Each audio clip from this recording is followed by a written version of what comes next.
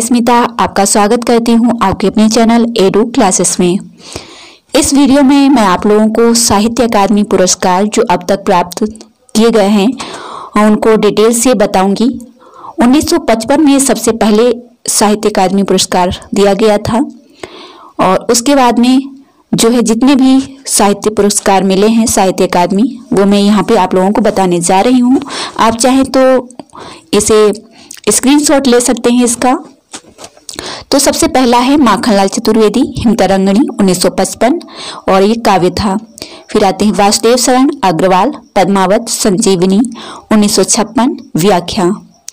आचार्य नरेंद्र देव बौद्ध धर्म दर्शन 1957 दर्शन। राहुल सांकृत्यायन मध्य एशिया का इतिहास 1958 इतिहास। रामधारी सिंह दिनकर संस्कृत के 4 अध्याय 1959 भारतीय संस्कृति। सुमित्रानंदन पंत कला और बूढ़ा चांद 1960 काव्य। आप इन्हें इस तरीके से पढ़ सकते हैं। नेक्स्ट आता है भगवती चरण वर्मा भूले विसरे चित्र 1961 उपन्यास। 1962 में कोई भी पुरस्कार नहीं दिया गया। फिर आते हैं अमृत राय प्रेमचंद कलम का सिपाही 1963 जीवनी। आगे आंगन के पार द्वार 1964 काव्य। डॉक्टर नगेंद्र रस सिद्धांत 1965 विवेचना।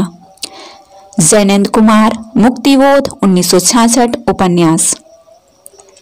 अमृतलाल नागर अमृत और विष 1967 उपन्यास। हरवंश राय बच्चन दो चट्टाने 1968 काव्य। तो मित्रों चाहे तो आप अपनी तरफ से कोई ट्रिक भी बना सकते हैं। जैसे मैंने आपको बताया जैसे अमृतलाल नागर है तो अमृत और विष है 1967 में ये जो है इसे पुरस्कार दिया गया। ओके नेक्स्ट है आपके रामविलास श्रीलाल शुक्ल राग दरबारी 1969 उपन्यास। रामविलास शर्मा निराला की साहित्य साधना 1970 जिसकी विधा है जीवनी। नामवर सिंह कविता के नए प्रतिमान 1971 आलोचना। भवानी प्रसाद मिश्र बुनी हुई रस्सी 1972 काव्य। हजारी प्रसाद द्विवेदी आलोक पर्व 1973 निबंध। शिवमंगल सिंह सुमन मिट्टी की बारात 1974 काव्य। भीष्म साहनी तमस 1975 उपन्यास। तो ये सभी जो उपन्यास हैं और काव्य हैं जिन्हें साहित्य अकादमी पुरस्कार मिला। जो सन है उनका भी विवरण मैंने यहाँ पे किया है।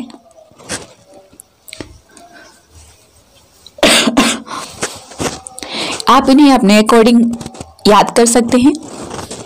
साइड में जो रचना प्रकाशन वर्ष लिखा है तो वो गलत है, वो रचना प्रकाशन वर्ष नहीं है, ये जो सन है जिसमें दिया गया है। ठीक है। नेक्स्ट आता है यशपाल मेरी तेरी उसकी बातें 1976 उपन्यास। फिर आता है शमशेर बहादुर सिंह चुका भी हूं मैं नहीं 1977 काव्य। भारत भूषण अग्रवाल उतना वह सूरज है 1978 काव्य। धूमिल कल सुनना मुझे 1979 काव्य। कृष्णा सोवती जिंदगी नामा 1980 उपन्यास। मित्रों आप इन्हें याद कर सकते हैं अपने अकॉर्डिंग। यहाँ पे मैंने क्रमागत दिया है, अगर आपके किसी एग्जाम में क्रमागत भी पूछा जाता है तो आपको हेल्प मिल जाएगी। ओके आप सिर्फ इसे इस तरीके से नोट कर लीजिएगा कि उपन्यास और काव्य जो है इनको अलग अलग आपको नोट करना है। ओके कोई उपन्यास है तो उनका क्रम पूछा जा सकता है। ओके नेक्स्ट आते हैं त्रिलोचन शास्त्री ताप के ताए हुए दिन 1981 काव्य। हरिशंकर परशाई विकलांग श्रद्धा का दौर 1982 काव्य। रघुवीर सहाय लोग भूल गए 1984 काव्य। निर्मल वर्मा कव्वे और काला पानी 1985 कहानी है। केदारनाथ अग्रवाल अपूर्वा 1986 काव्य है। श्रीकांत वर्मा मगध 1987 काव्य। नरेश मेहता अरण्या 1988 काव्य। केदारनाथ सिंह अकाल में सारस 1989 काव्य है। शिव प्रसाद सिंह नीला चांद 1990 उपन्यास।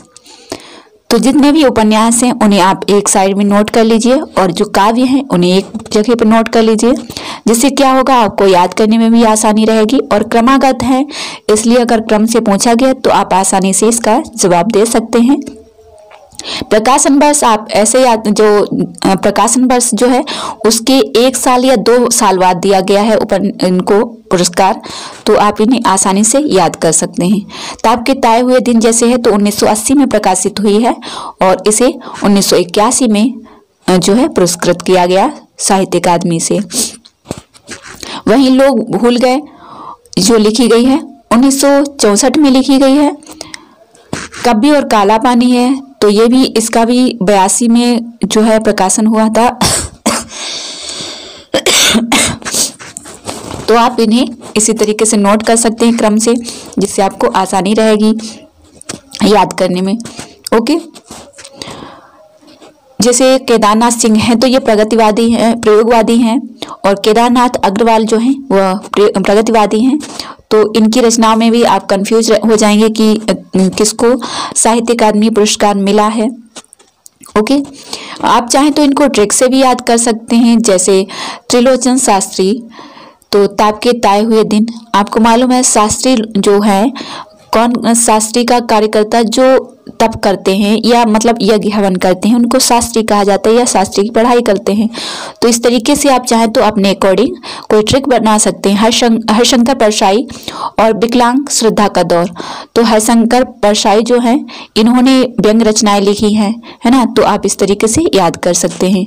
नेक्स्ट आइए देखते हैं गिरिजा कुमार माथुर, मैं वक्त के हूँ सामने, 1991 काव्य है।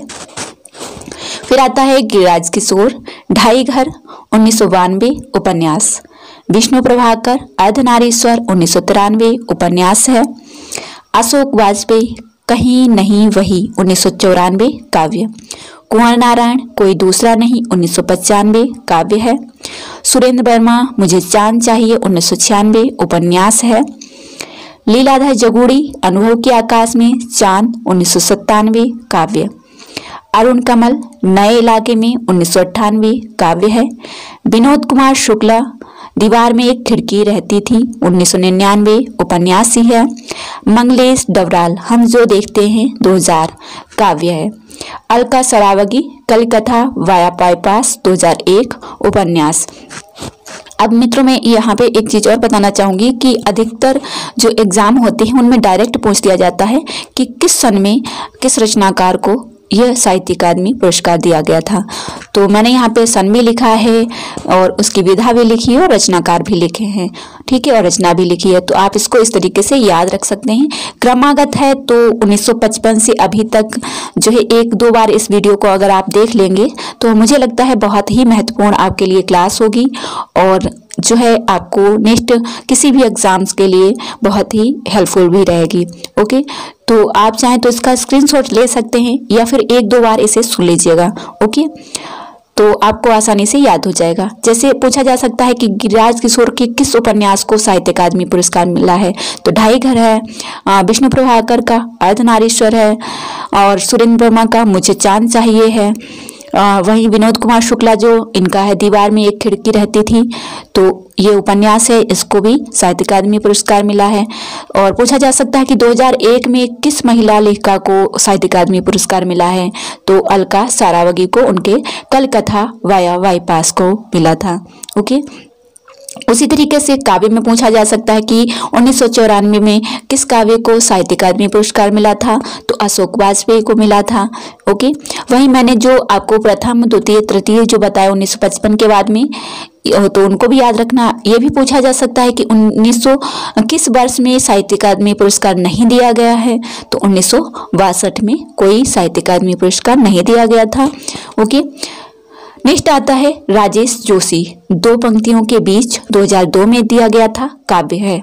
कमलेश्वर जो है इन्होंने लिखा है कितने पाकिस्तान को, 2003 में उपन्यास है। 2000 में ये प्रकाशित हुआ था और 2 साल बाद इसे साहित्य अकादमी पुरस्कार मिला। वीरेन डंगवाल जो है दुष्चक्र में सृष्टा, 2004 में मिला है, काव्य है इनका। मनोहर श्याम जोशी का क्याप जो उपन्यास है, 2005 में इसे जो है पुरस्कार मिला था। ज्ञानेन्द्रपति संशयात्मा 2006 में काव्य है इनका। अमरकांत ने लिखा है इन्हीं हथियारों से 2007 में उपन्यास है। गोविंद मिश्र कोहरे में कैद रंग 2008 उपन्यास। कैलाश वाजपेयी हवा में हस्ताक्षर 2009 काव्य। उदय प्रकाश मोहनदास 2010 कहानी। काशीनाथ सिंह रेहन पर रघु 2011 उपन्यास। आपसे डायरेक्ट पूछा जा सकता है कि 2011 में साहित्य अकादमी पुरस्कार किस उपन्यास को मिला है। ठीक है, नेक्स्ट आते हैं चंद्रकांत देवताले पत्थर फेंकता है 2012 काव्य। मृदुला गर्ग मिलजुल मन 2013 उपन्यास। रमेश चंद्र शाह विनायक 2014 उपन्यास है। रामदरस मिश्र का है आग की हंसी 2015 में मिला है काव्य है। नासिरा शर्मा का पारिजात उपन्यास जो है इसे साहित्य अकादमी पुरस्कार मिला है 2016 में। रमेश कुंतल मेघ हैं, इनको मिला है इनके साहित्यिक समालोचना के लिए विश्व मिथक सरित सागर 2017 में। फिर आती है चित्रा मुदगल जिन्हें 2018 में पोस्ट बॉक्स 203 नाला सोपरा 2018 में उपन्यास पर मिला है इन्हें। और 2019 में नंद किशोर आचार्य छीलते हुए अपने को 2019 में इनकी कविता के लिए इन्हें साहित्य अकादमी पुरस्कार मिला है। तो मित्रों यह क्लास थी आज हमारी साहित्य अकादमी पर आधारित। नेक्स्ट क्लास में हम आपको व्यास सम्मान जो मिले हैं उनको लेकर प्रस्तुत होंगे। आपको यह क्लास कैसी लगी हमें जरूर बताइएगा।